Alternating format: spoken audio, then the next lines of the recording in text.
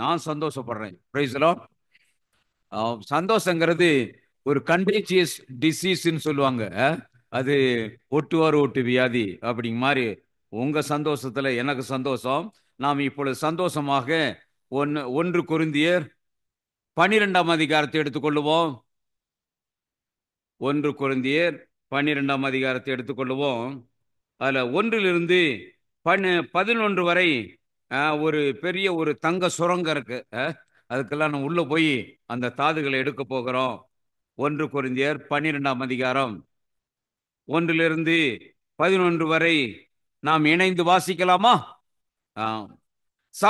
எல்லாரும் என்னோடு இணைந்து வாசியுங்கள். சகோதர சகோதரிகளே, என்னோடு சேர்ந்து வாசிங்க. சகோதர சகோதரிகளே, தூய ஆவியார் அருளும் கொடைகளை குறித்து பார்ப்போம். அவற்றை பற்றி நீங்கள் அறிந்து கொள்ள வேண்டும் என்பதே என் விருப்பம். நீங்கள் பிற இனத்தவராயிருக்கும் போது இருந்தபோது ஊமை சிலைகள்பால் ஈர்க்கப்பட்டு தவறாக வழிநடத்தப்பட்டீர்கள் என்பதை நீங்கள் அறிவீர்கள். கடவுளின் ஆவியால் ஆட்கொள்ளப்பட்டு பேசும் எவரும் இயேசு சபிக்கப்பட்டவர் என சொல்ல மாட்டார். தூய ஆவியால் ஆட்கொள்ளப்பட்டவர் அன்றி வேறு எவரும் இயேசுவே ஆண்டவர் என சொல்ல முடியாது. இதை நீங்கள் தெரிந்து கொள்ள வேண்டும். அருள் கொடைகள் பல வகை உண்டு, ஆனால் தூய ஆவியார் ஒருவரே. திரு தொண்டுகளும் பல வகை உண்டு, ஆனால் ஆண்டவர் ஒருவரே. செயல்பாடுகள் பல வகை உண்டு, ஆனால் கடவுள் ஒருவரே. அவரே எல்லாரிடமும் எல்லாவற்றையும் செயல்படுத்துபவர். பொது நன்மைக்காகவே தூய ஆவியாரின் செயல்பாடுகள் ஒவ்வொருவரிலும் வெளிப்படுகிறது. தூய ஆவியார் ஒருவருக்கு ஞானம் நிறைந்த சொல் வளத்தை அருளுகிறார். இன்னொருவருக்கோ அதே ஆவியார் அறிவு செறிந்த சொல் வளத்தை அளிக்கிறார். அதே ஆவியார் வேறு ஒருவருக்கு நம்பிக்கை அருளுகிறார். அதே ஒரே ஆவியார் மற்றொருவருக்கு பிணி தீர்க்கும் அருள் கொடையையும் அளிக்கிறார். தூய ஆவியார் ஒருவருக்கு வல்ல செயல்களையும் செய்யும் ஆற்றலையும், இன்னொருவருக்கு இறைவா குறைக்கும் ஆற்றலையும், வேறொருவருக்கு ஆவிக்குரியவற்றை பகுத்தறியும் ஆற்றலையும், மற்றொருவருக்கு பல்வகை பரவச பேச்சு பேசும் ஆற்றலையும், பிரிதொருவருக்கு அப்பேச்சை விளக்கும் ஆற்றலையும் அருளுகிறார். அந்த ஒரே ஆவியாரே இவற்றையெல்லாம் செயல்படுத்துகிறார். அவரே தம் விருப்பம் போல ஒவ்வொருவருக்கும் இவற்றை பகிர்ந்தளிக்கிறார். ஆண்டவரின் அருள்வாக்கு. இந்த அமர்வில் பரிசுத்தாவினுடைய வரங்கள், கனிகளை பற்றி கொஞ்சம் நம்ம தெரிஞ்சுக்கிட்டா நலமாயிருக்கும் என்று நான் நினைக்கிறேன். ஏன்னு சொன்னாக்க இது நம்ம சபையில இதுவரைக்கும் அப்படி அழுத்தம் கொடுத்ததாக தெரியல. அதனால அதை பற்றி நம்ம கொஞ்சம் தெரிஞ்சுக்குவது நல்லது. அது அத்தியாவசியமானது, ஆசீர்வாதமானது. பரிசுத்தாவினுடைய இந்த வரங்கள் நம்ம இந்த லிஸ்ட்ல பார்த்துட்டோம். ஒவ்வொன்றாக பார்க்க போறோம். அதை ஆரம்பிக்கிறதுக்கு முன்பாக ஒரு சிறு ஒரு கற்பனை கதையை சொல்றேன். ஒரு கிராமத்துல, குக்கிராமத்துல பின்தங்கிய அந்த பகுதியில 2 பள்ளி மாணவர்கள், ஒருவன் அங்கிருந்த பண்ணையாருடைய மகன், அவர் ஏகப்பட்ட நிலம் வச்சிருக்கிறாரு, அவங்க பண்ணையார் மகன். இன்னொருவன் சாதாரண ஒரு கூலிக்காரருடைய மகன். 2 பேரும் ஒரே ஸ்கூல்ல படிச்சாங்க. படிச்சுட்டு இந்த பண்ணையார் மகன் அவனுக்கு தான் அவ்வளோ சொத்து இருக்கு, அதனால எனக்கு படிப்பு போதும் அப்படின்னு 10ஆவதோட அந்த உள்ளூர் படிப்போடன்ட்டு அவங்க பண்ணையில் நல்ல ஆர்வம் காட்ட ஆரம்பிச்சார். ஆனால் இந்த அவருடைய நண்பரும் ஐடிஐ முடிச்சுட்டு அவர் பம்பாய்க்கு போனார். பம்பாய்க்கு போய் அவர் கொஞ்சம் ஸ்மார்ட்டாக இருந்ததுனால அந்த தொழிலையே அவர் எடுத்து அந்த ட்ரேட்லேயே நல்லா பிக்கப் பண்ணி பெரிய செல்வந்தரா பெரிய எஸ்டாப்ளிஷ்மெண்ட்லாம் ஏற்படுத்தி நல்லா அவரும் கொஞ்சம் வசதியானவராக நல்ல தொழிற்சாலையை நடத்தக்கூடிய அளவுக்கு வந்தாச்சு. எப்பாவது ஒரு தரம் அவர் தன்னுடைய பிறந்த ஊருக்கு வந்துட்டு போவார். அப்போ ஒரு முறை தன்னுடைய நண்பன் இப்போ அந்த பண்ணையார் இறந்து பண்ணையார் மகன் அவனே பொறுப்பெடுத்துட்டான். ஒரு நாளைக்கு நீங்கள் பம்பாய்க்கு வாங்கன்னு சொல்லி பம்பாய்க்கு கூப்பிட்டான். அப்படியா, பம்பாய்க்கு வரணுமா, சரி ஆல் ரைட் நான் வர்றேன், வந்து பாரியா அந்த பட்டணம் அப்படி பட்டணம் அப்படின்லாம் சொல்லிட்டேன். சரின்னு ஒரு தடவை சிரமப்பட்டு அவர் போய் சேர்ந்தார். அவர் ரயில்வே ஸ்டேஷனில் நல்ல ஒரு கார் வச்சிருந்தார். கார் கொண்டு வந்து இவரை எடுத்துக்கிட்டு போகலான்ட்டு போனார். இவருக்கு ஒரே, ஏன்னா அவர் இந்த பண்ணையார் வந்து அந்த குக்கிராமத்தில் அந்த காலத்தில் அவர் வந்து வண்டியில் தான் போகிறது வழக்கம். அவர் ட்ராவலிங் வண்டியில், குதிரை வண்டியில் தான் போவர் வந்தார். ஆனால் இப்போ அவர் அப்பா, மனுஷன் பாருங்க, நம்மளை ட்ரெயினில் இறங்கின உடனே காரில் டாக்ஸியில் எடுத்துகிட்டு போனார். போனார் நான் அந்த மாநகரை எல்லாம் சுற்றி காட்டினார்.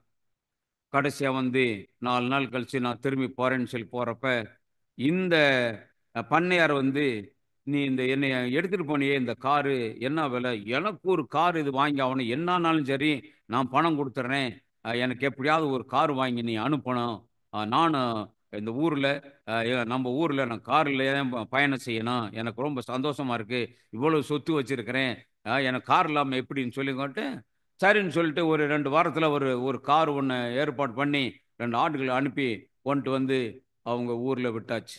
விட்டாச்சு. அந்த வேலையாளுக்கு காரை கொடுத்துட்டு போயிட்டாங்க. இவர் என்ன செஞ்சாருன்னா, இவருக்கு டிரைவிங்லாம் ஒன்றும் தெரியாது. அதனால வந்து இவர் இது ஒரு கதை தான். அதாவது வேலையாளுகள் இருந்தாங்கல்ல, அவங்க 4 பேர் பின்னாடி இருந்து தள்ளுவாங்க, 3 பேர் என்னன்னாங்க முன்னாடியில இருந்து சட்டம் ஓவரா போகாம ஸ்பீடு லிமிட் பண்ணிக்குவாங்க. பின்னாடியில இருந்து எங்க போனாலும் இந்த பண்ணையார் என்ன செய்வாங்கன்னாக்க தள்ளிக்கிட்டே போவாங்க. அவர் கார்ல உட்காந்துக்குவாரு, எல்லாம் அப்படியே பார்த்துக்கிட்டு இருப்பாரு, பின்னாடி 4 பேர் கார் தள்ளிக்கிட்டே போவாங்க. அதாவது பின்னாடி ஏதோ போய் எங்க இடிச்சிடக்கூடாதுங்கிறதுக்காக முன்னாடி 4 பேர் என்ன மரம் போட்டு என்ன கண்ட்ரோல் பண்ணிக்கிட்டே போயிடலாம். ஒரு 2 மாதம் கழிச்சு பம்பாயில இருந்து அந்த நண்பர் வந்தாரு, வந்து பார்த்தாரு. இந்த பண்ணையார் வந்து அவர் டிராவல் பண்றதை பார்த்துட்டு, என்னங்க இதுக்கா உங்களுக்கு கார் வாங்கி அனுப்புனேன், நீங்க இந்த மாதிரி வந்து கார்ல நான் உங்க வேலையாளுகளை நீங்க தள்ள வைக்கிறீங்க, அவன் தள்ளிக்கிட்டு போறேன், அப்புறம் எங்கிட்ட சைடில் போகக்கூடாதுங்கிறதுக்காக முன்னாடி 2 பேரும் மரத்தை வச்சு பேலன்ஸ் பண்ணி பிடிச்சிக்கிறாங்க, இப்படியே டெய்லி. ஆமா இப்படித்தான் போறேன், நான் கார்ல போகணும்ல. ஐயோ கொஞ்சம் பொறுங்கய்யா அப்படின்னு சொல்லிட்டு இவர் உடனே அங்கே ஆட்களை அனுப்பி போய் பெட்ரோல் போய் அங்கே பக்கத்தில் மதுரை பக்கத்தில் போயிட்டு ஒரு 5 லிட்டர் பெட்ரோல் வாங்கிட்டு வாங்கணும், ஊற்றி போட்டு இந்த பாருங்க இப்போ நீ வண்டி ஓட்டுங்க அப்படின்னு சொல்லி அவர் பெட்ரோல் ஊற்றி வண்டி ஓட்டுனதுக்கு அப்புறம் தான் அவருக்கு தெரியுது. பாருங்க, காரு பெரிய காராக இருந்தாலும் கூட அதை எப்படி இயக்கணுங்கிறது தெரியல. பெட்ரோல் ஊற்றி அதிலும் அந்த விசையில அவங்க கொண்டு போகணுங்கிறத தெரியாம அவர் காரை பயன்படுத்திக்கிட்டு இருந்தார். நம்மளும் தான் வந்து நமக்கு ஒரு விசை, ஒரு பவர், ஒரு வல்லமை இருக்குது. அந்த வல்லமைய நம்ம நமக்குள்ள ஊத்தாம பயன்படுத்தாம அந்த வல்லமை என்னது, பரிசுத்த ஆவி அப்படிங்கிற வல்லமை இல்லாம நம்முடைய கிறிஸ்துவ ஜீவியத்தை இன்னும் வண்டி வச்சே ஓட்டிக்கிட்டு இருக்கோம், வண்டி வச்சே தள்ளிக்கிட்டு இருக்கிறோம். இவ்வளவு பவர் உள்ளவர், வல்லமை உள்ளவர், வரங்கள் உள்ளவர், நமக்கு இவ்வளவு கொடைகளை கொடுக்கிறவர் என்பதை நம்ம முக்கியப்படுத்தாம இன்னும் தள்ளு வண்டி மாதிரி நம்ம தள்ளிக்கிட்டே இருக்கிறோம். ஆக நமக்கு ஆண்டவர் என்ன மாதிரி வரங்களை எல்லாம் வச்சிருக்கிறார் என்று இன்றைக்கு ஒன்றொன்றாக பார்க்கலாமா? எடுத்துக்கொள்ளுங்கள். 4வது வசனத்திலிருந்து படிச்சுட்டு வாங்க. அருட்கொடைகள் பல வகை உண்டு, ஒருவரே. பல வகை உண்டு, ஒருவரே.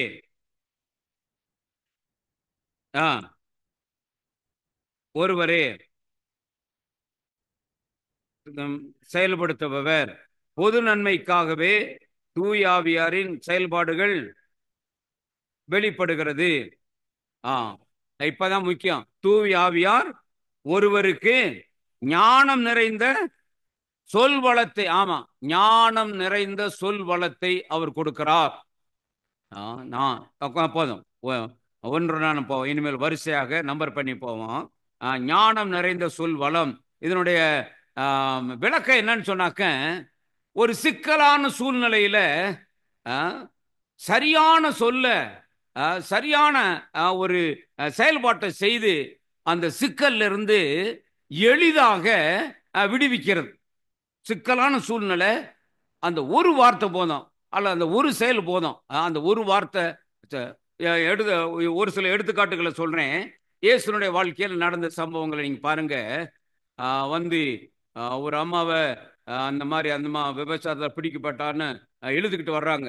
எழுதுகிட்டு வந்து இப்படி போதகரை இப்படிப்பட்டவரை கல்லால் எரிஞ்சு கொல்லணும் அப்படிங்கிறது நம்முடைய சட்டம், நீங்க என்ன சொல்றீங்க அப்படின்னு சொல்லி சொல்றப்ப இப்ப இயேசு ரெண்டு பக்கமும் சிக்கல். சரி கொல்லுங்கன்னு சொன்னா என்ன சொல்லுவாங்க தெரியுமா? இந்த ஆள் ஈவு இறக்கம் இல்லாதவன், 1000 போதிக்கிறேன், கடைசியில கல்லால் எரிய சொல்றேன் பாரு அப்படின்னு.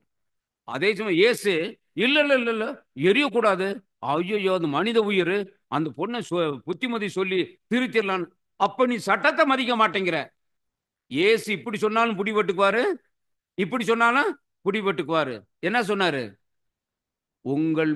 உங்களில் பாவம் இல்லாதவன் முதல் கல்லை எரியட். ஞான சொல் வளம். அதை கேட்ட உடனே என்ன செய்யும்? ஒவ்வொருத்தனும் என்ன செய்யும்? கல்லை போட்டுட்டு போயிட்டான். அந்த இடத்துல அந்த சிக்கல்ல சரியான வார்த்தை. இதே போல இயேசுவ செசாருக்கு வரி கொடுப்பது முறையா இல்லையா அப்படின்னு சொல்லி கேட்டாங்க. ஒருவேளை இயேசு செசாருக்கெல்லாம் வேணாமையா, நீங்க கொடுக்காதீங்க அப்படின்னு சொன்னாங்க. என்னங்க செசார்கிட்ட போய் சொல்லிடுவாங்க, எங்க ஆள்ல ஒருத்தர் இருக்கிறேன், உங்களுக்கு வரி கொடுக்க கூடாதுங்கிறேன் அப்படின்னு சொல்லிடுவாங்க. வரி கொடுக்கலாம் அப்படின்னு சொன்னாக்க நம்ம எப்படி நம்ம நம்ம பணத்தை அவன் நம்மள அடிமை பண்ணி வச்சிருக்கிறான், அவனுக்கு போய் பணத்தை கொடுக்கறதா? உனக்கெல்லாம் ஒரு விடுதலை வேணுங்கிற ஒரு உணர்வு இல்லையா? நீ எல்லாம் என்ன ஒரு முக்கியமான மனுஷன் நாங்க நினைச்சுக்கிட்டு இருந்தா, எங்களுடைய விடுதலை கூட்டத்துக்கு நீங்க சப்போர்ட் பண்ணணும்னு நினைச்சா நீ இப்படி நீ குறுக்கு சால் ஓட்டுறிய அப்படின்னு இப்படி இருப்பான். வரி கொடுக்க சொன்னாலும் அவர் மேல தப்பு கண்டுபிடிப்பான், வரி கொடுக்காதனால தப்பு கொண்டு குடிப்பான். அப்ப இயேசு என்ன சொன்னாரு? ஒரு நாணயத்தை கொண்டு வாருங்கள். இது யாருடையது? செசாருடையது. அப்ப என்னது? செசாருக்குரியதை செசாருக்கும், கடவுளுக்குரியதை பாருங்க. அந்த நேரத்துல அந்த சரியான அடுத்த சொல்ல அவங்களால சொல்ல முடியல. இதுதான் ஞானம். சாலமோன் காலத்துல பார்த்தோம்ல, சாலமோன் ரெண்டு பெண்கள் அதுல ஒரு பொண்ணு, ரெண்டு பேரும் ஒரே வீட்டுல வசிக்கிறாங்க. ஒரு பெண்ணு ஒரு தன்னுடைய குழந்தை மேல அப்படி தூக்கத்துல சாஞ்சு மேல அந்த குழந்தைய செத்து போகுது. அதிகாலையில் என்ன செய்யறாங்க? அந்த குழந்தைய அடுத்த மடியில வச்சுட்டு இவன் என்ன செஞ்சுட்டா எடுத்துக்கிறா. இப்போ ரெண்டு இந்த இது இல்ல, ரெண்டு பேரும் செத்ததான் பிள்ளை, என் பிள்ளை உயிரா இருக்கிறன்னு ரெண்டு பேரும் போராடினாங்க. இந்த கேஸ் யார்கிட்ட வருது? சாலமோன்கிட்ட வருது. சாலமோன் விசாரிச்சார். ரெண்டு பேரும் என்னங்க கிளைம் பண்றாங்க? செத்தது அவ பொண்ணு பிள்ளை, உயிரா இருக்கிறத என் பொண்ணு, ரெண்டு பேரும் கிளைம் பண்ணாங்க. அப்ப அவர் என்ன சொன்னாரு? ஞானம் அவர இருந்தது என்ன செஞ்சாரு? ஒரு ஒரு வாள் கொண்டுகிட்டு வா, இந்த ரெண்டு பேரும் என் பிள்ளை, இந்த ஒரு பிள்ளை தான் செத்து போச்சு இல்ல, இந்த பிள்ளை ஆளுக்கு பாதியை வெட்டி கொடுக்கலாம், நீ ஒரு வாள் எடுத்துட்டு வாங்குறார். அந்த குழந்தைக்குரிய தாய், ஐயோ ஐயோ ஐயோ என் பிள்ளை சாகரத்தை தாங்கவே முடியாது, என் பிள்ளை அவள்கிட்டயாவது வாழட்டும், என் பிள்ளை வாழ்ந்தா போதும் அப்படின்னு. அப்ப இன்னொருத்தையும் இல்ல இல்ல இல்ல அவளுக்கு வேணாம் எனக்கு வேணாம், ரெண்டு வெட்டு அப்படின்னு சொன்ன. அப்ப நீ இது உன்னுடைய பிள்ளை இல்லை, அதனால நீ வெட்டுன்னு சொல்லிவிட்ட. அது அப்ப செத்ததான் உன் பிள்ளை, என் பிள்ளையும் செத்து போச்சு, இந்த பிள்ளையும் செத்து போ நீ நினைக்கிற பாரு. அவர் என்ன வர சொன்னாரு? ஒரு வாளை எடுத்துக்கிட்டு வாங்க, வெட்டி ஆளுக்கு பாதியை கொடுப்போம்னு சொன்னார். ஞானம் வளம், ஞானம் சார்ந்த சொல்லுன்னு சொல்லி சொன்னோம். அப்ப நம்முடைய வாழ்க்கையிலும் கூட இப்படி பிரச்சனைகள் வர்றப்ப, சிக்கல்கள் வர்றப்ப ஆவியானவரை நம்பினோம்னா அவர் இப்படிப்பட்ட வார்த்தைகளை கொடுப்பார். Price the Lord. அவர்கிட்ட இருக்குது, அவர் வரங்களை வச்சிருக்கிறாரு, நம்ம அவர்கிட்ட கேட்கறது இல்லை. தூய ஆவியானவர் நம்மகிட்ட கொடுத்ததுக்கு இதான் காரணம். நம்ம இந்த மாதிரி ஞானமா பேசணும், வரங்களை பெறணுங்கிறதுக்கு. இரண்டாவது அடுத்தது என்னது வரும்? வாசிங்க.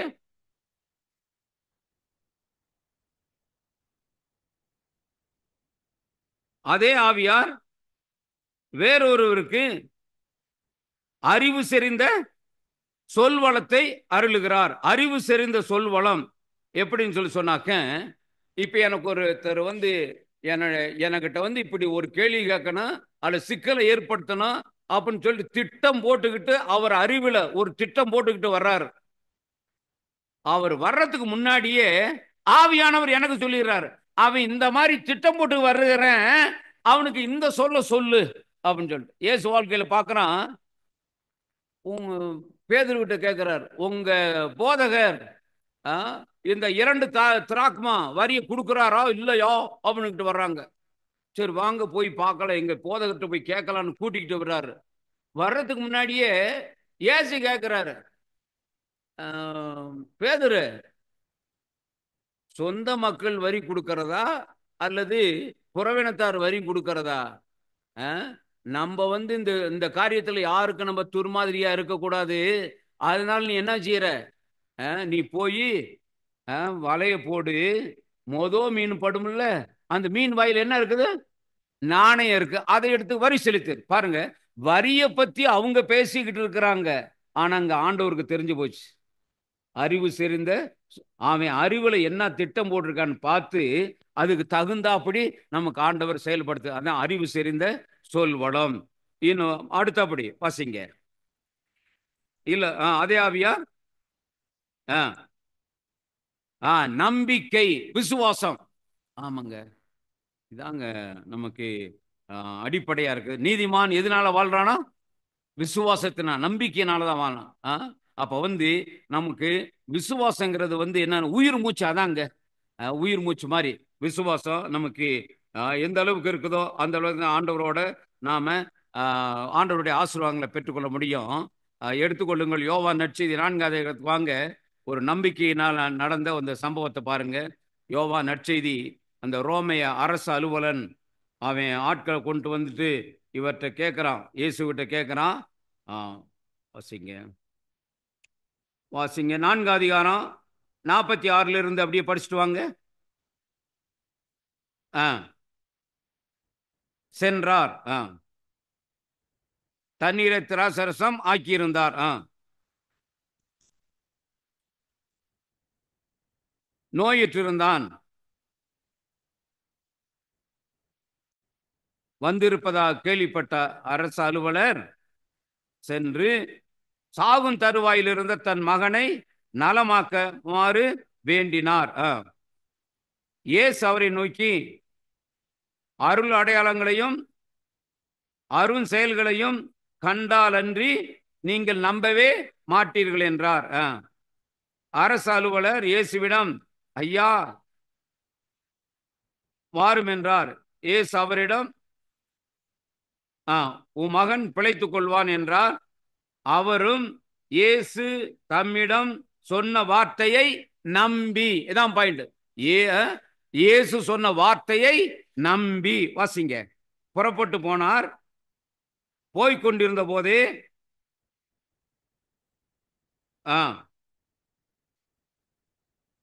பிழைத்துக் கொண்டான் என்று கூறினார்கள். எத்தனை மணிக்கு என்று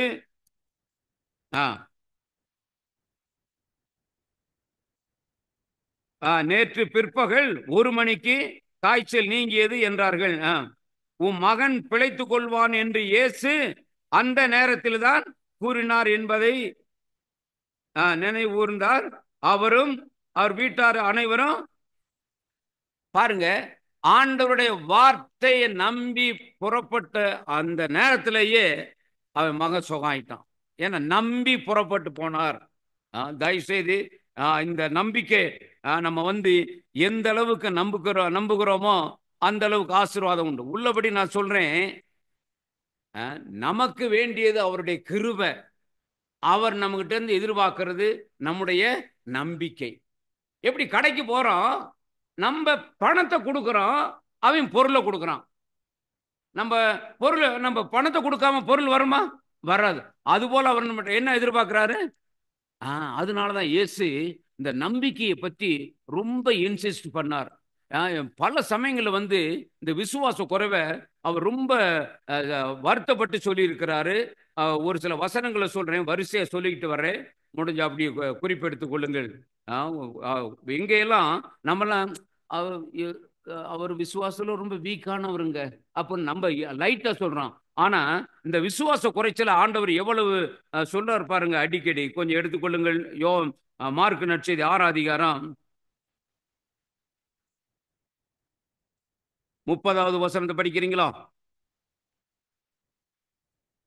மத்தேயு 6:30.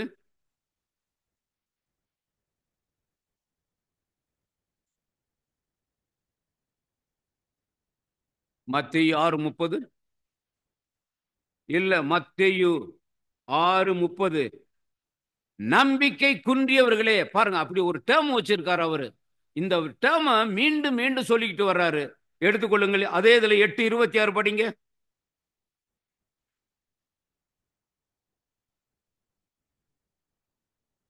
இயேசு அவர்களை நோக்கி, நம்பிக்கை குன்றியவர்களே, அந்த ஸ்டாண்டர்ட் டேர்ம், நம்பிக்கை குன்றியவர்களே அப்படின்னு சொல்லி அவர் திட்டுறதை பார்க்கிறோம். இன்னும் கூட நீங்க 14 எடுங்க. அதே மத்தேயு 14:21. ஆ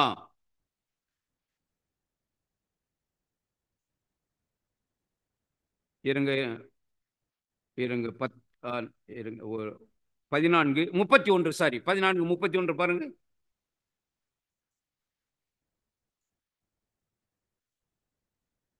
நம்பிக்கை குன்றியவனே, அந்த ஸ்டாண்டர்ட் டேர்ம் மீண்டும் மீண்டும் சொல்றார். பேதுரு அந்த கடல்ல மூழ்கிற பொழுது அவர் அந்த மாதிரி திட்டுகிறார், நம்பிக்கை குன்றியவரே. 16:8. அதே 16:8. நம்பிக்கை குன்றியவர்களே, நம்ம அப்பம் கொண்டு வர மறந்துட்டோமே, அதனாலதான் அவர் இதெல்லாம் சொல்றாருன்னு சொன்னப்ப, நம்பிக்கை குன்றியவர்களே. 17:17. அதே இதுல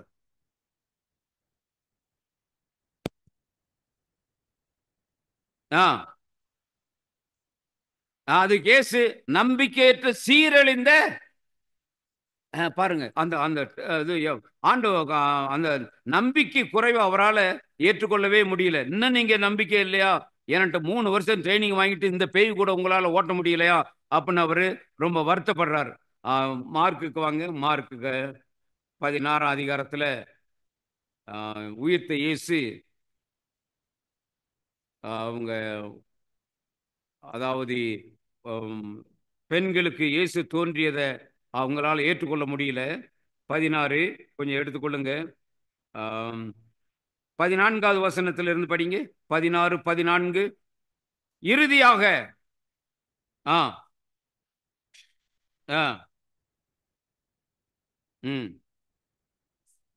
தோன்றினார். அவர்கள் சென்று அதனை மற்றவர்களுக்கு அறிவித்தார்கள். இருக்கா? என்ன? சாரி, நீங்க எந்த வசனம் படிச்சீங்க? 14 படிச்சீங்களா? ஓகே, கொஞ்சம் 12 படிச்சுட்டு வந்துடும். அதன் பிறகு அவர்களுள் இருவர் வயல்வெளியில் நடந்து சென்ற போது இயேசு அவர்களுக்கு வேற்று உருவில் தோன்றினார். அவர்கள் சென்று அதனை மற்றவர்களுக்கு அறிவித்தார்கள். அவர்கள் சொன்னதையும் சீடர்கள் நம்பவில்லை. இதான் பாயிண்ட். இறுதியாக 11 பந்தியில் அமர்ந்து இருந்த பொழுது அவர்களுக்கு இயேசு தோன்றினார். உயிருடன் எழுப்பப்பட்ட தம்மை கண்டவர்கள் சொன்னதை நம்பாமல் அவர்கள் கடின உள்ளத்தோடு இருந்தமையால் அவர் அவர்களுடைய நம்பிக்கையின்மையை கண்டித்தார். தான் பாயிண்ட். அப்ப ஆண்டவர் நம்மகிட்ட என்ன எதிர்பார்க்கிறாருன்னா, எல்லாத்துட்டையும் இந்த நம்பிக்கை எதிர்பார்க்கிறார். நம்பி கை வை, அப்பதான் அவரோட இது. அதனால தயவு செய்து நம்ம ஆண்டவர் இந்த நம்பிக்கை வரத்தை கொடுங்க. கேட்போம். அடுத்து அப்படி நம்ம இப்போ 1 கொரிந்தியர் 12 போயிடுவோம். 1 கொரிந்தியர் 12 4வது வாரத்தை பாருங்க. 1 கொரிந்தியர் 12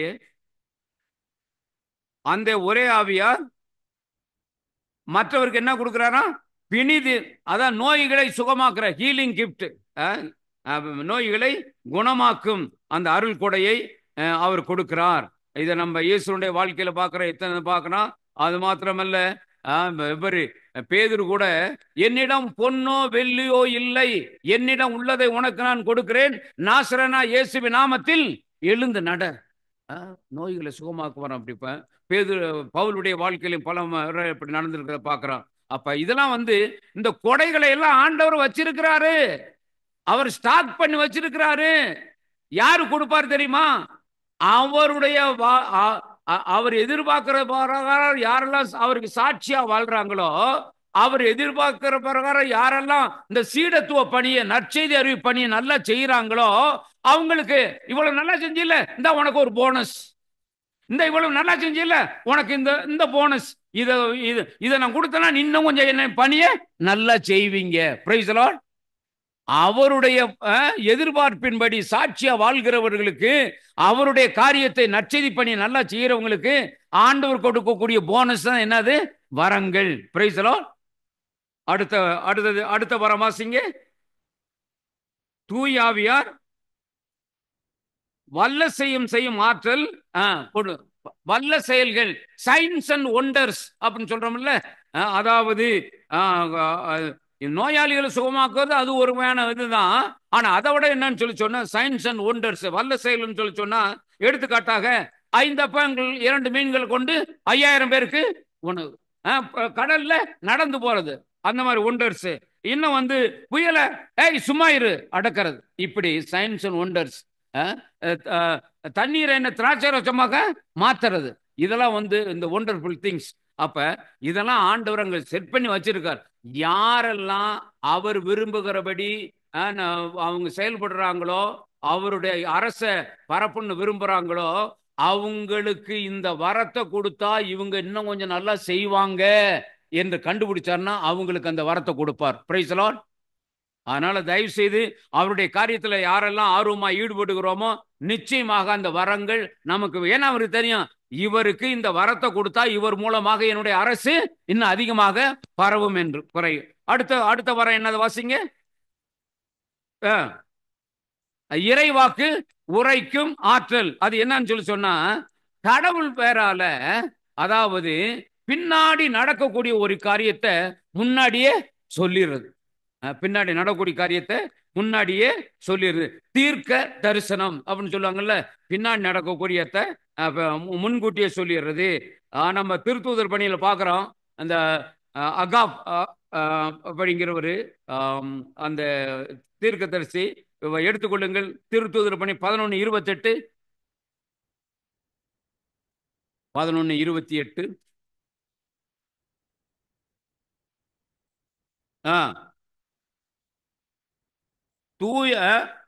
தூய ஆவியால் ஏவப்பட்டவராய், அகபு என்பவர் தூய ஆவியால் ஏவப்பட்டவராய்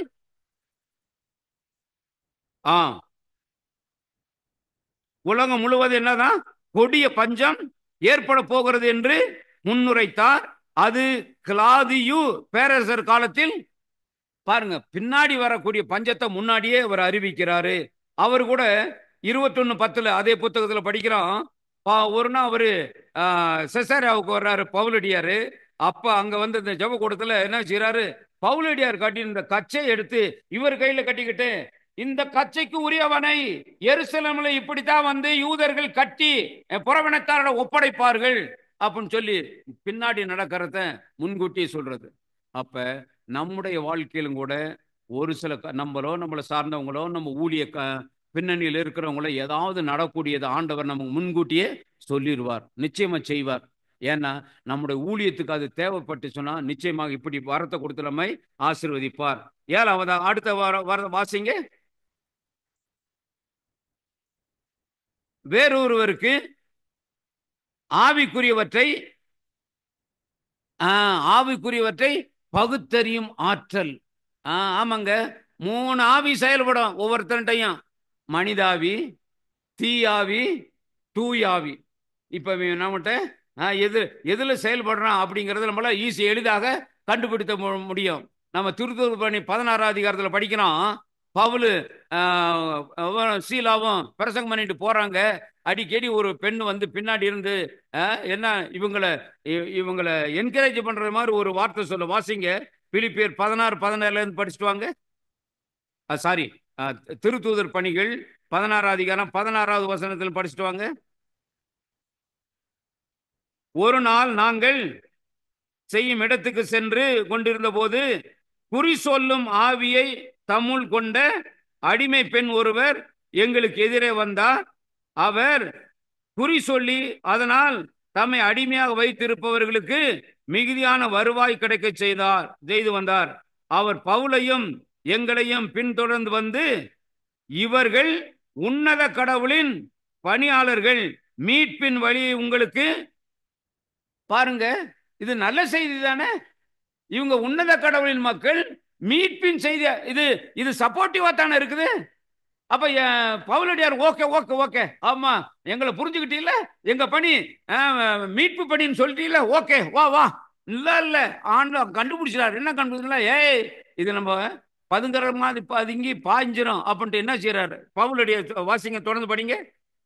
பல நாள்கள் அவர் அவ்வாறு செய்து வந்தார். பவுல் எரிச்சல் கொண்டு அவர் பக்கம் திரும்பி, நீ இவரை விட்டு போகுமாறு இயேசு கிறிஸ்துவின் பெயரால் கட்டளை கொடுக்கிறேன் என்று அந்த ஆவியிடம் கூறினார். அந்நேரமே அப்ப இந்த ஸ்டேட்மெண்ட்டை பார்த்தோம்னாக்க, ஓ இவங்களுடைய ஊழியத்துக்கு உதவியா இருக்கிற மாதிரி இருக்குது. ஆனா ஆக்சுவலா அவங்க என்ன, எந்த ஆவி? தீயாவி.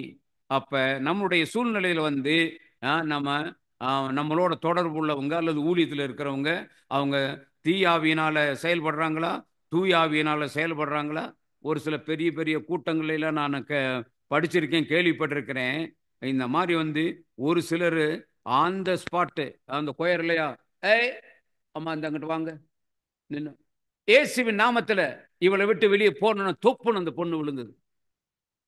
அப்படிலாம் ஒரு சில சம்பவங்கள். ஏன்னா தெரிஞ்சு போயுது இவங்க வந்து தீயாவியினால செயல்படுறாங்களா, தூய் ஆவியினால செயல்படுறாங்கன்னு தெரிஞ்சு போயிரு. அப்ப ஆவிக்குரியவற்றை தேர்ந்து தெளியும் வரத்தை கொடுக்கிறார். தெரிஞ்சு போயிடும்.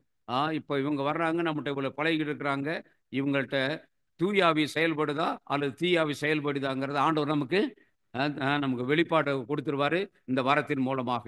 அடுத்தது பல்வகை பரவச பேச்சு. பரவச பேச்சு எப்படின்னு சொல்லனா, அதாவது நம்ம அர்த்தம் புரியாது, இது நமக்கே புரியாத உலகத்தில் இருக்கிற வேறொரு மொழியாக இருக்கலாம், அல்லது வந்து இது விண்ணக மொழியாக இருக்கலாம். நமக்கு புரியாத ஒரு காரியத்தை நமக்கு புரியாத ஒரு மொழியில ஆண்டவர் எப்படின்னு சொன்னா நம்மளை கண்ட்ரோல் பண்ணிடுவார். நம்ம நாவை அவர் கண்ட்ரோல் பண்ணி இந்த சூழ்நிலையில இந்த இடத்துல நான் என்ன சொல்ல விரும்புகிறேன், கடவுள் என்ன சொல்ல விரும்புவார் என்பதை இந்த பரவச பேச்சின் மூலமாக ஆண்டவர் வெளிப்படுத்துகிறார். ஒரு சம்பவம் நான் படிச்சிருக்கிறேன். பிரதர் டிஜிஎஸ் தினகரன் ஒரு முறை அங்கே சென்னையில் தான் பெரிய ஒரு மீட்டிங் முடிச்சுட்டு, எல்லாம் மீட்டிங் முடிஞ்சோன்னு பெரும்பாலும் தனியாக ஜெபிக்க வருவாங்கல்ல, அந்த இதில் வந்து ஒரு அம்மா அப்படியே குழுவில் வந்துக்கிட்டு இருந்தாங்க. அவங்க யாருன்னு சொன்னாக்க, அவங்க இயேசு கிறிஸ்துவை ஏற்றுக்கிட்டவங்க, இந்த மாதிரி கூட்டங்களுக்கு போகிறவங்க, பைபிள் படிக்கிறவங்க, ஜெபிக்கிறவங்க. அவங்க வீட்டுக்காரருக்கு இறை பக்தியே இல்லாதவர், அவர் வந்து ஒரு நாத்திகர். ஆனால் என்ன அவங்களுக்குள்ள அண்டர்ஸ்டாண்டிங்கன்னா, நீங்கள் வர வேணாம், என்னை வந்து கூட்டத்துக்கு வந்து விட்டுட்டு போனால் போதும். அவர் கூட்டத்துக்கு வந்து விடுவார். அவர் கூட்டம் முடிஞ்சு அந்த அம்மாவை என்ன செய்வார், எடுத்துகிட்டு போக வருவார். இந்த கூட்டம் முடிஞ்சு அந்த அம்மாவை எடுத்துக்கிட்டு போக வந்தவர் வரிசையாக போய் ஜெபம் பண்ணிக்கிட்டு இருந்தாங்கல்ல, இவர் கூட்டத்தில் நல்ல ரொம்ப நேரம் ப்ரீச் பண்ணதுனால டயர்டாக போய் அந்நிய பாஷையில் எல்லாத்துக்கும் வர்றவங்களுக்கெல்லாம் அந்நிய பாஷையில் ஒரு சில வார்த்தைகளை சொல்லி அப்படியே இது பண்ணிக்கிட்டே இருந்திருக்கார்.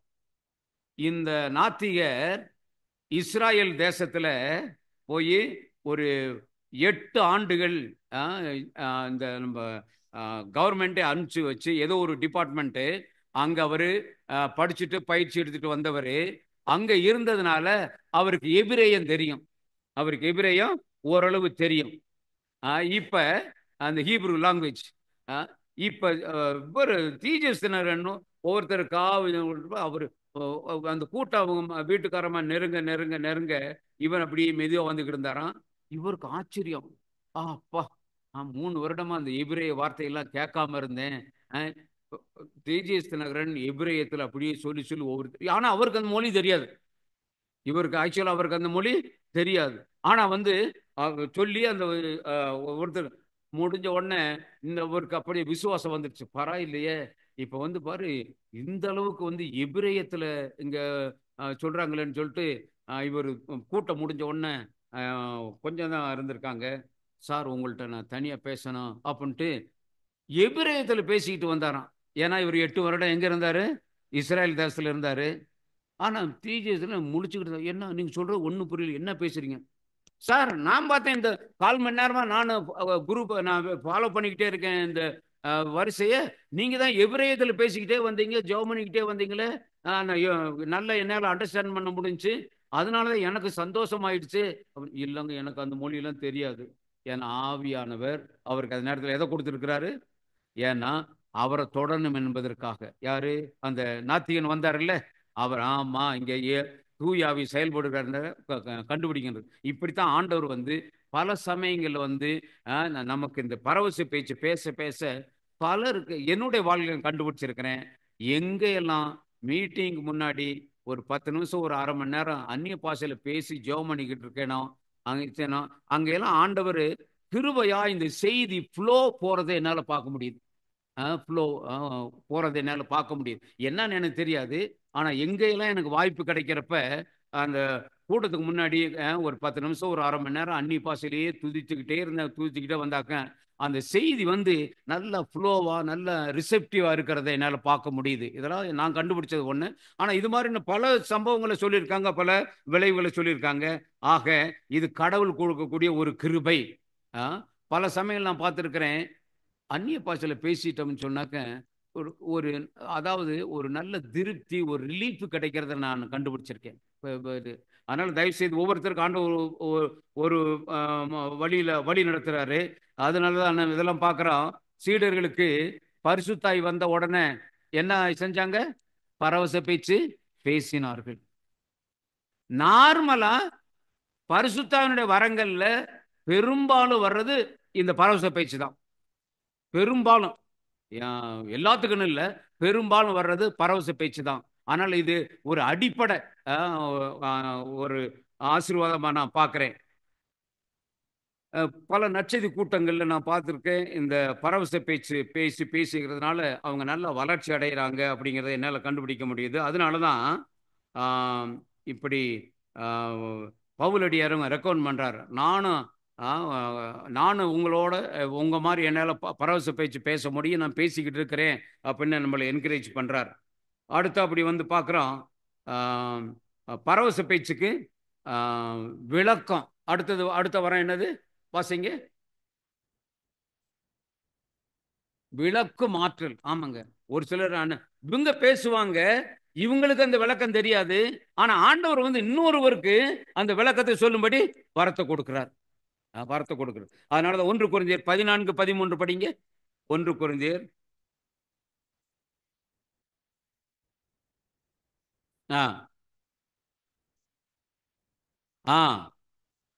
அதனுடைய விளக்கத்தை பெறுவதற்கான ஆற்றலை பெறும்படி ஜெபிக்கணும்.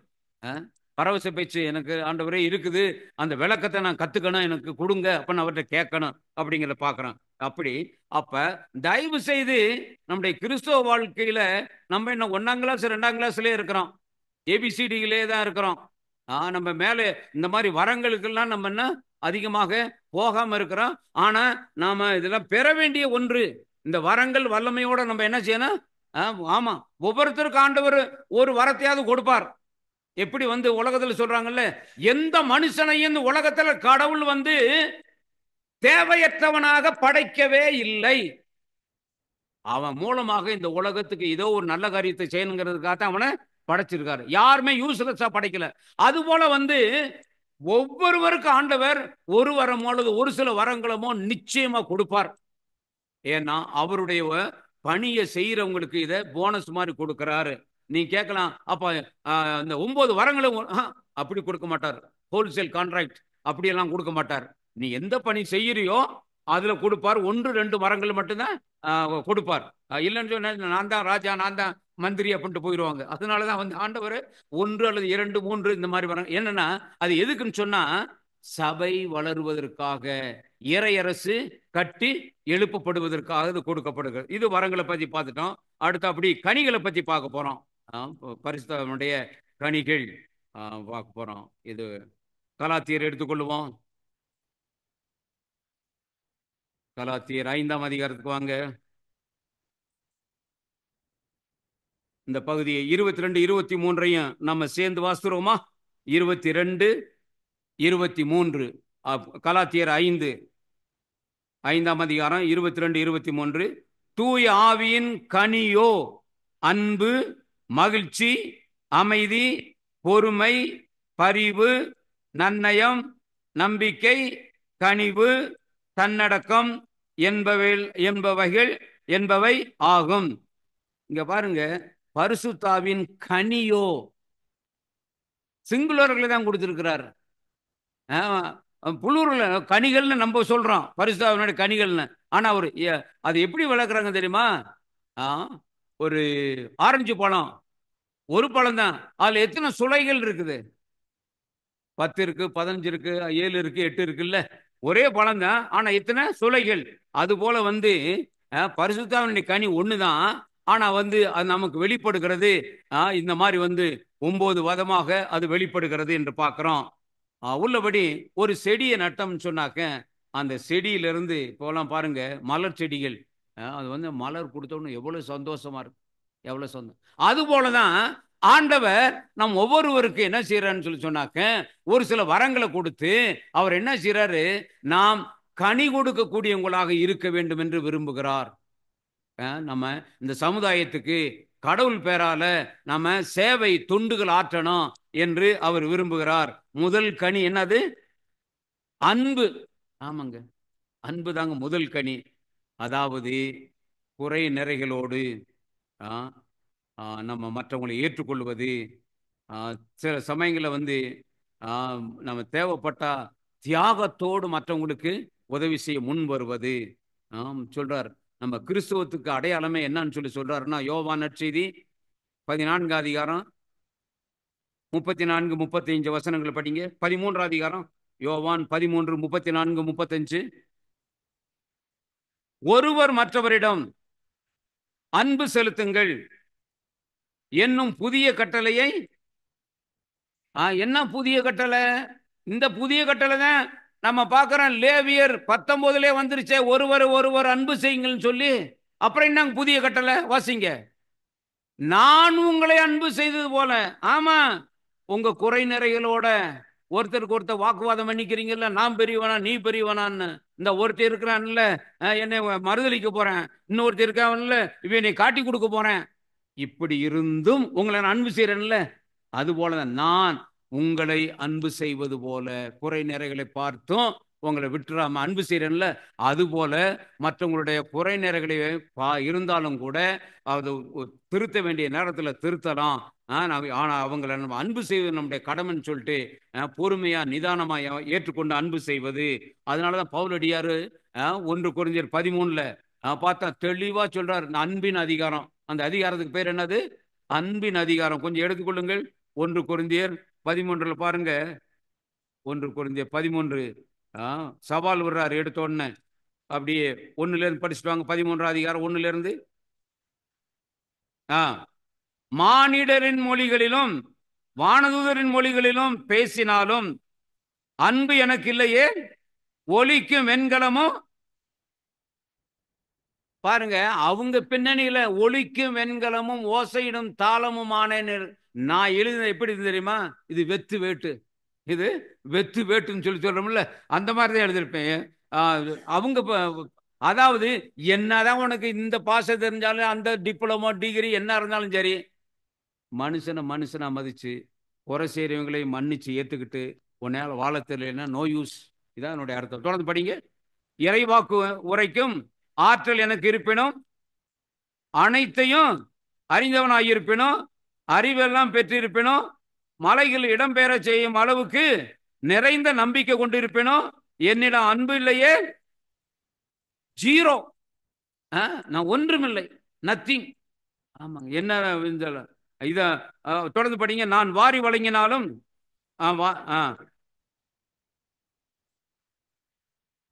ஒப்புவித்தாலும் என்னிடம் அன்பு இல்லையே, நோ யூஸ், நோ யூஸ். ஒரு பிரயோஜனம் இல்லை. அடுத்த அப்படி ஒரு லிஸ்ட் கொடுக்கிறாரு. இது பெரிய ஒரு லிஸ்ட்டுங்க. பாருங்க, அத முதல்ல வந்து யாராவது ஒருத்தர் வாசிங்க, அதனுடைய விளக்கத்தை உங்களுக்கு காட்டுறேன். யாராவது ஒருத்தர் வாசிங்க. யார் எழுந்து நின்று வாசிங்க. நான் ஒரு சின்ன டெமான்ஸ்ட்ரேஷன். வாசிங்க.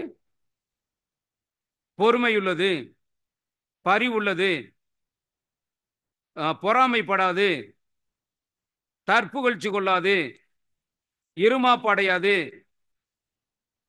அன்பு இழிவானதை செய்யாது, தன்னல நாடாது, எரிச்சலுக்கு இடம் கூடாது, தீங்கு நினையாது, மகிழ் ஊறாது, மகிழும், அன்பு அனைத்தையும் பொறுத்து கொள்ளும், அனைத்தையும் நம்பும், எதிர்நோக்கி இருக்கும். இருக்கும். சிஸ்டர் அப்படின்னு உங்க பேர் என்ன? சில்வியா. நான் ரீரீடிங், அதே பேசேஜ் ரீரீடிங். நல்லா கவனிங்க. சில்வியா பொறுமை உள்ளவர், சில்வியா நன்மையே செய்வார், சில்வியா பொறாமைப்பட மாட்டார், சில்வியா தற்புகழ்ச்சி கொள்ள மாட்டார், சில்வியா இருமாப்பு அடைய மாட்டார், சில்வியா இழிவானதை செய்யவே மாட்டார், சில்வியா தன்னலம் நாட மாட்டார், சில்வியா எரிச்சலுக்கு இடம் கொடுக்க மாட்டார், சில்வியா தீங்கு நினைக்கவே மாட்டார், சில்வியா தீவினையில் மகிழ் உற மாட்டார், மாறாக சில்வியா உண்மையில் அகமகிழ்வார், சில்வியா அனைத்தையும் பொறுத்து கொள்வார், சில்வியா அனைத்தையும் நம்புவார், சில்வியா அனைத்தையும் எதிர்நோக்கி இருப்பார், அனைத்திலும் சில்வியா மன உறுதியாயிருப்பார். எத்தனை மார்க்கு சில்வியா? நீங்களே முடிவு பண்ணீங்க. சொல்றேன், நம்ம பேரை இன்செர்ட் பண்ணி தயவு செய்து இப்படி வாசிக்கிறதுக்கு உங்க பேர் அங்க போட, அன்புங்கிற அந்த இடத்துல கான்செப்ட்ல உங்க பேரை போட. அப்ப தயவு செய்து அன்பு முதல் கனி, முக்கிய கனி, அன்பு பார்த்துக்குங்க தயவு செய்து. அடுத்த கனி என்ன கனி? மகிழ்ச்சி. ஒன்று நம்ம கலாத்தியர் 5:22 படிச்சோம்ல, அப்பாங்க. இரண்டாவது கனி மகிழ்ச்சி. ஆமாங்க, மகிழ்ச்சி. எப்பவும் தயவு செய்து, நான் ஏற்கனவே சொன்னேன்ல, மகிழ்ச்சிங்கிறது ஒரு கண்டேஜியஸ் டிசீஸ். நம்ம சந்தோஷமா இருந்தா மற்றவங்களையும் சந்தோஷமா இருக்கும், நம்ம சோகமா இருந்தா மற்றவங்களையும் சோகப்படுத்துவோம், நம்ம கோபமா இருந்தா மற்றவங்களையும் கோபப்படுத்துவோம். அதனால தயவு செய்து எப்பொழுதும் மகிழ்ச்சியா இருங்க. பவுலடியார் காலையில் கூட பிரதர் சொன்னார்ல, எப்பொழுதும் மகிழ்ச்சியாயிருங்கள். அப்ப தயவு செய்து, அதாவது இறை உறவுல யாரு நிலைத்திருக்கிறாங்களோ அவங்க தான் மகிழ்ச்சியா இருக்க முடியும். இறை உறவுல யாரு, ஏன்னா மகிழ்ச்சியின் ரூட், தொடக்கம் யாரு? அவர் தாங்க. சந்தோஷத்தின் காரணம் அவர் தான். யாரெல்லாம் அவரோட நெருங்கி இருக்கிறாங்களோ, அவரை சுவைச்சிட்டாங்களோ, நிச்சயமாக எந்த சூழ்நிலையிலும் அவங்க சங்கடப்பட மாட்டாங்க, தேவையில்லாம அவங்க வருத்தப்பட மாட்டாங்க. அவர் பார்த்துக்குவாரு அப்படின்னு சொல்லி விட்டுட்டு சந்தோஷமா காரியங்களை செய்து கொண்டு போவாங்க. அதனால தயவு செய்து நம்ம மகிழ்ச்சியா இருப்போம். நம்ம மகிழ்ச்சியா இருக்கிறதுனால மற்றவங்களுக்கு மகிழ்ச்சி, நம்ம சமுதாயத்துக்கு மகிழ்ச்சி. அதனால இது முக்கியமான ஒரு கனி. நம்ம மகிழ்ச்சியை காட்டுவோம். என்ன நேர்ந்தாலும் சரி, நீங்க ஆண்டவரோட இருந்துட்டீங்கன்னு சொன்னா அவர் இருக்கிறார், அவர் பார்த்துக்குவார் என்ற அந்த உணர்வுல தான் நம்ம எப்பொழுது மகிழ்ச்சியா இருக்க முடியும். இந்த உணர்வு இல்லாதவங்க மகிழ்ச்சியா என்ன நினைக்கிறாங்க? இன்னைக்கு தண்ணி அடிச்சா மகிழ்ச்சியா இருக்கலாம். போதை இறங்கணும்னு என்ன ஆகுது? மகிழ்ச்சி எங்க போயிருது?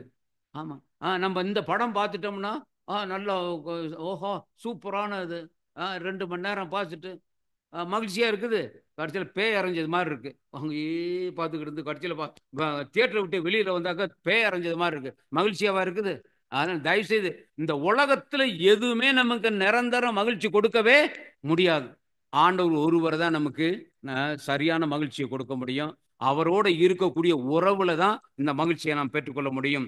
மூன்றாவது மகிழ்ச்சி, மூன்றாவது கனி அமைதி. என்னது? கலாத்தியர் 5:22 போயிருங்க. அதான் நம்முடைய சோர்ஸ் டெக்ஸ்ட் கனிகளுக்கு. மூன்றாவது கனி அதாவது எதுன்னு சொன்னா, ஒழுங்கு கட்டுப்பாடுகளை யார் ஒழுங்கா அனுசரிக்கிறாங்களோ அவங்க வாழ்க்கையில எப்பொழுதுமே ஒரு என்ன சொல்றது, அதாவது நான் செய்ய வேண்டியது செஞ்சிட்டேன், செய்ய வேண்டிய முறையில நான் செஞ்சிட்டேன் என்ற ஒரு அந்த மன திருப்தி வருது இல்ல, அதுதான் உண்மையான அமைதி. I kept my rules. Augustine சொல்றாருல, if you keep the rule, the rule will keep you அப்படின்னு சொல்லி புனித அகஸ்டின். அது போல சட்டத்திட்டங்களை நம்ம ஒழுங்கா தேவையான அளவு கடைபிடிச்சிட்டு வந்தோம்னா அதுல ஒரு மன நிறைவு இருக்குல்ல, அதுதான் அந்த அமைதி. நம்ம எல்லா பேருமே இப்போ உதாரணம், பெல் அடிக்குது, உதாரணமா 4 மணிக்கு டீன்னு இருக்குது, எல்லாரும் விறுவிறுன்னு போயிட்டோம்னா அமைதி. 4 பேர் இங்க பேசிக்கிட்டு, 4 பேர் அங்க பேசிக்கிட்டு, 4 பேர் வெளியில போயிட்டு, 4 பேர் செல்லு பேசிக்கிட்டு, வந்து 5 மணி வரைக்கும் டீ குடிச்சுக்கிட்டு இருந்தோம்னு சொன்னாக்க, அவங்களுக்கு சப்ளை பண்றவங்களுக்கு ஒரு சங்கட்டமா இருக்கும். அவங்க ரூம்லாம் சுத்தம் பண்ணணும், அவங்க நம்ம கொடுக்கணும், அடுத்த வேலையை பார்க்கணும். என்னடா இவங்க ரூல்ஸை கீப் பண்ண மாட்டாங்க. அதனால அங்க அமைதி இல்லாம போயிடும்.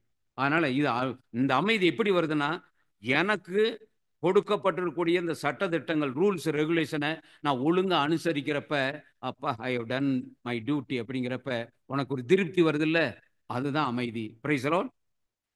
அடுத்த கனி. என்ன என்ன மை? பொறுமை.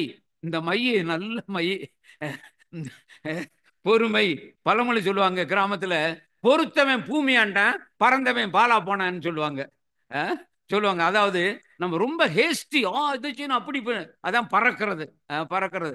அவங்க வந்து எங்கேயாவது போய் முட்டிக்கிட்டு நாளையில அதான் கேட்டஸ்ட்ரோஃப் ஆகி போயிடும். ஆனா வந்து பொறுமையா நிதானமா, slow and steady win the race அப்படி மாதிரி கொஞ்சம் பொறுமையா நிதானமா. அதனால இயேசு சொன்னார்ல, சாந்தமுடையோர் பேறு பெற்றோர், ஏனெனில் அவர்கள் மண்ணுலகை சுதந்திரித்துக் கொள்வார்கள். காந்தி ஜி ஒரு நாள் அந்த சுதந்திர போராட்ட காலத்துல ஒரு நாள் ட்ரெயின்ல பயணம் பண்ணிக்கிட்டு இருந்தாராம். வெளிநாட்டு ரிப்போர்ட்டர் ஒருத்தர் வந்து அவர்கிட்ட கேள்வி கேட்டுக்கிட்டு இருந்தாராம். இங்க பாருங்க, அந்த நாடு பாருங்க, பக்கத்து நாடுகள்கிட்ட படைபலம் வாங்கி பிரிட்டிஷ அடிச்சு விரட்டிட்டு சுதந்திரம் வாங்கினாங்க. அந்த நாடு இப்படி செஞ்சாங்க சுதந்திரம். நீங்க வந்து கத்தி இன்றி ரத்தம் இன்றி நாம் அகிம்சா முறையில நான் வந்து சுதந்திரம் வாங்க போறேன்னு சொல்றீங்களே, இது நடக்கிற காரியமா? Gandhi, I think that you will be wasting you and your people அப்படின்னு சொல்லி சொன்னாராம். அப்போ காந்தி கேட்டாராம், ஆர் யூ கிறிஸ்டியன் அப்படின்னாராம் அந்த ரிப்போர்ட்டர். எஸ், ஐ ஆம் Christian. Have you red your sermon on the mount? இயேசுடைய மலை பிரசங்கம் படிச்சிருக்கிறேன். அதுல ஒரு வார்த்தை சொல்றாரு தெரியுமா? மத்தேயு 5:5 அவர் சுட்டி காட்டினார். வாசிங்க, மத்தேயு 5:5.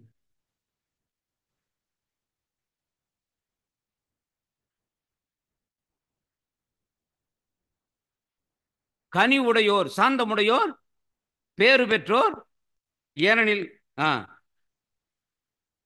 பாருங்க. அப்ப நம்ம தயவு செய்து கொஞ்சம் சாந்தமா இருந்தோம்னு சொன்னா காந்த மாதிரி செயல்படும். சாந்தமா இருந்தா காரியம் காந்த மாதிரி செயல்படும். அதனால கொஞ்சம் அடுத்த கனி பரிவு. இது பரிவுன்னு சொல்லி சொன்னாக்க, பாதிக்கப்பட்டவரோடு உடனிருப்பு. ஐயோ இப்படி கேள்விப்பட்டேன் ஒரு ஆய் பற்றி. சரி, அவங்களோட கொஞ்சம் let me spend some time. அவருக்கு ஒரு ஆறுதலா, ஒரு மாரல் சப்போர்ட்டா, let me give my suggestion, solution, possible, என்னால் முடிஞ்ச ஒரு ஹெல்ப். இப்படி அவங்க மேலே அதாவது பரிவு கொண்டு என்னுடைய டியூட்டியெல்லாம் கொஞ்சம் நான் கொஞ்சம் ஒதுக்கி வச்சுட்டு அவங்களோட உடனிருப்பு, முடிஞ்ச உதவி. இயேசு மக்கள் கூட்டத்தை கண்டு அவர் பரிவு கொண்டார். ஆயனில் ஆடுகள் போல இருந்ததுனால அவர் என்ன செஞ்சார? பரிவு கொண்டு அவங்களுக்கு வெகு நேரம் போதித்தார். வழியிலே அவர்கள் சோர்ந்து விடுவார்கள். என்ன செஞ்சார்? பரிவு கொண்டு அப்பத்தை என்ன செய்யறாரு? பலிக்கு பேரு கொடுக்கிறார். அப்ப வந்து நம்மால முடிஞ்ச உதவி, குறிப்பா பாதிக்கப்பட்ட மக்களுக்கு, அதுக்கு பேர் தான் பரிவு. அடுத்த கனி நன்னயம். அரிசி கடைக்கு போனா என்ன சொல்றான்? நயம் அரிசியா போடியாங்கிற. அரிசி என்ன செய்யறான்? நயம் அரிசியா பார்த்து போடியா அப்படிங்கிற. ஆனா இங்க என்னது? நன்னயம் இருக்கிறதுலயே, அதாவது இந்த குட்னஸ்லயே இன்னும் கொஞ்சம் சிறப்பு. அதாவது செய்ய வேண்டியதுல ஸ்டில் பெட்டர், ஸ்டில் மோர், இன்னும் கொஞ்சம் நல்லா செய்யலாமே, செய்யறது செய்யறான், இன்னும் கொஞ்சம் நல்லா செய்வோமே, இன்னும் கொஞ்சம் திருப்தியா செய்யுமே, அவங்க கொஞ்சம் நல்லா இருக்கட்டும் என்று மற்றவங்களுக்காக, மற்றவங்களுடைய நலனுக்காக நம்முடைய முயற்சியை, நம்முடைய பொருட்களை, நம்முடைய பிரசன்ஸை அவங்களுக்கு கொடுத்து உதவுறது. அதாவது எப்படின்னு சொல்லி சொன்னாக்க, நாமும் நன்மைத்தனத்துல வளருவோம், மற்றவங்களை இந்த நன்மைத்தனத்துல வளர்த்தெடுப்போம். அதுக்கு பேர் தான் என்னது? நன்னயம். நன்னயம். Still better, still more. கொஞ்சம் இன்னும் கொஞ்சம் நல்லா செய்யலாம், நல்லா செய்யலாம். நம்ம கூட சில சமயம் இருந்து பார்த்தீங்கன்னா, எக்ஸாம்லாம் பார்த்தீங்கன்னா, நன்னயம், இன்னும் கொஞ்சம் நல்லா செஞ்சேன், இன்னும் கொஞ்சம் நல்ல மார்க், இன்னும் கொஞ்சம் என்னுடைய இதை நான் இந்த மாதிரி என்னுடைய தியரை நான் இப்படி நான் ப்ரெசென்ட் பண்ணேன்னா, இந்த எக்ஸாமில் இப்படி செஞ்சேன்னா அந்த எக்ஸாமினர் ரொம்ப சந்தோஷப்படுவார், அந்த எனக்கு நல்ல மார்க் கிடைக்குன்னு சொல்லிட்டு நன்னயம், ஸ்டில் பெட்டர், ஸ்டில் மோர் அப்படிங்கிற அந்த. ஓகே, அடுத்த கனி நம்பிக்கை. ஏற்கனவே அந்த நம்பிக்கை எதுல வந்துருச்சு?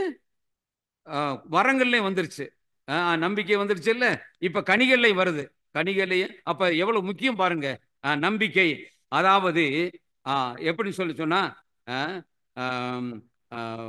கடவுள் மீது அவ்வளவு அசையாத ஒரு மனநிலை. அவரை என்னாலும் கைவிடவே மாட்டார் என்ற ஒரு நம்பிக்கை. எப்படின்னு சொன்னா அண்ணா பழைய பார்க்குறான், அந்த அம்மாவுக்கு ஒரே வைராக்கிய ஜபம்.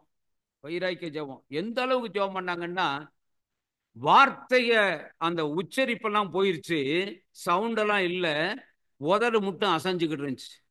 ஏலி அந்த குழு என்ன சொன்னாரு? ஏமா குடிகாரி, நீ வந்து இங்க என்ன பெதட்டிக்கிட்டு இருக்கிற? வாய வாய வாய வாய வாசிச்சுக்கிட்டு இருக்கிற. ஐயா, என் உள்ளத்தினுடைய வேதனை ஆண்டவர்கிட்ட அள்ளி கொட்டிக்கிட்டு இருக்கிறையா அப்படிங்கிறான். ஐயோ சாரி, நான் உங்களுக்கு தேவையில்லாம நான் பிளேம் பண்ணிட்டேன்னு சொல்லி என்ன செய்யற, கடவுள் உனக்கு உன் காரியத்தை வாய்க்க பண்ணுவாருங்கிறார். பாருங்க அந்த அம்மா சாம்வேல், சாமுவேலுக்கு அப்புறமில்ல, சாமுவேலை கொடுத்ததுனால என்னாச்சு தெரியுமில்ல, 3 மகன்கள் 2 மகள்களை அதுக்கப்புறம் பெற்றெடுத்தாங்க. நம்பிக்கையே, அதாவது நம்பிக்கை. அதே போல பார்க்குறான், தாவீது இளைஞன் போறான், கோலியாத்து வர்றான். என்னடா நாய் நடிச்சியா, நீ குச்சியோட வர்ற அப்படிங்கிறார். நீயோ ஈட்டியோடு வாளோடு வருகிறாய், நானோ வான்படைகளுடைய ஆண்டவர் பேராலே வருகிறேன், அவரே உன்னை என் கையில் ஒப்படைப்பார், இன்று உன்னை கொன்று நான் வானத்தின் பறவைகளுக்கு உன்னை நான் இரையாக்குவேன். பாருங்க, விசுவாசம் டிக்ளேர் பண்ண, அதனாலதான் அவனை கொல்ல முடிந்தது.